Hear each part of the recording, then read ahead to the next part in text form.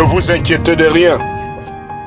Matthieu chapitre 6, verset 25. C'est pourquoi je vous dis, ne vous inquiétez pas pour votre vie, de ce que vous mangerez, ni votre corps, de quoi vous serez vêtus.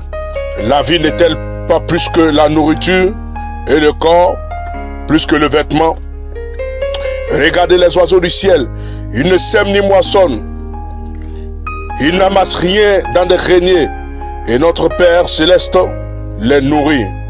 Ne valez-vous pas beaucoup plus que qui de vous, par ses inquiétudes, peut ajouter une coudée à la durée de sa vie? Et pourquoi vous inquiétez au sujet du vêtement? Considérez comment croissent les lys des champs. Ils ne travaillent ni filent. Cependant, je vous dis que Salomon, même dans toute la gloire, n'a pas été vêtu comme l'un d'eux.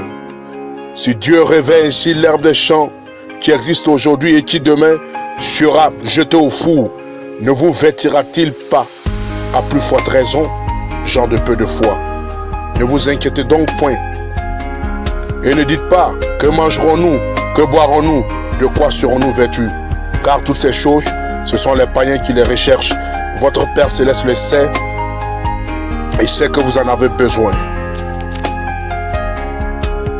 Ne vous inquiétez donc pas du lendemain, car le lendemain aura soin de lui-même.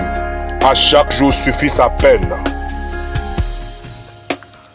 De quoi vous inquiétez-vous? Plusieurs personnes qui écouteront ce message sont peut-être à l'abri des besoins primaires, tels que manger, se vêtir, se soigner. Mais cela ne signifie pas autant qu'ils soient à l'abri de l'inquiétude. Certaines inquiétudes ne sont pas la conséquence de ces faits, mais peuvent être liées au social, au spirituel, aux difficultés familiales, etc. ou de quelque nature que ce soit. Quelles que soient les raisons de nos inquiétudes, la parole de Dieu nous dit de ne pas nous inquiéter. Certaines inquiétudes nous sont propres et cachées, inconnues de nos proches et de notre entourage, et même souvent inconnues de notre pasteur. Certaines personnes ressentent une peur de ne pas être compris lorsqu'elles partageront leurs inquiétudes. L'inquiétude est une ronce empoisonnée qui nous ronge l'intérieur peu à peu. Jésus lui-même dit, qui de vous peut par ses inquiétudes ajouter une coudée à la durée de sa vie? Nous pouvons avoir des raisons valables de nous inquiéter. Cependant, laisser l'inquiétude diriger notre vie, nos choix, nos actions, nos propos seraient contraires à l'expression de la foi. Hébreux 11, verset 6 déclare, je cite, « Or, sans la foi, nul ne peut plaire à Dieu. L'inquiétude n'est pas le signe d'une prise de conscience face à une situation. Nous pouvons prendre conscience d'une situation sans pour autant nous inquiéter. Abraham avait conscience que son enfant Isaac mourrait dans le sacrifice de Morija, mais ne s'inquiétait pas car se disait que Dieu serait capable de lui rendre la vie même s'il perdait son fils. Il crut en la résurrection, quoiqu'il n'avait jamais vu Dieu ressusciter. Hébreux 11, verset 19. Espérant contre toute espérance, Abraham crut. Romains 4, verset 18.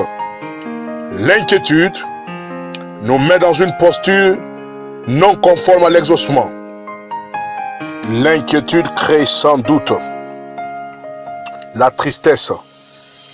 Dieu n'exauce pas dans un état de tristesse, ni dans un état de trouble, mais dans un état d'esprit apaisé.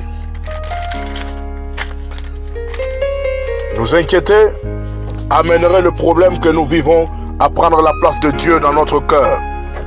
Nos inquiétudes deviennent très souvent des priorités et donc des idoles, ce qui susciterait encore le mécontentement de Dieu envers nous. De quoi vous inquiétez-vous? Connaissez-vous la grandeur de votre Dieu? Sachez qu'il est capable de tout faire, même quand celle-ci vous semble impossible.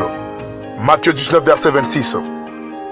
Refuser de s'inquiéter, c'est minimiser nos problèmes et leur empêcher d'exercer une pression sur notre foi. Refuser de s'inquiéter, c'est montrer au diable sa place. Montrer la toute grandeur de notre Dieu face à nos problèmes. Refuser de s'inquiéter paralyse le mal, car son rôle premier est de nous faire peur et de nous faire mourir d'inquiétude. Inquiétez vos inquiétudes en restant ferme devant vos problèmes, en restant ferme devant votre situation. Psaume 23, verset 4 déclare, je cite, « Quand je marche dans la vallée de l'ombre de la mort, je ne crains aucun mal, car tu es avec moi.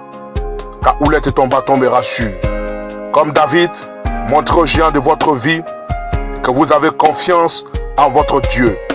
Défiez-les en ne laissant pas l'inquiétude s'asseoir sur vous, ni vous détruire. L'esprit qui nous a été donné n'est point un esprit de timidité, mais un esprit de force, d'amour et de sagesse. 2 Timothée, chapitre 1, verset 7. Aujourd'hui même, sortez des inquiétudes. Bannissez ces inquiétudes de votre vie, car vous avez un Dieu qui s'appelle Yahweh Jireh, qui pourvoit à vos besoins.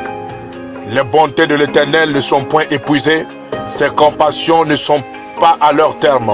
Elles se renouvellent chaque matin. Dit Lamentation 3, verset 22. Que Dieu vous bénisse. L'apôtre Dalla pour vous servir. Shalom.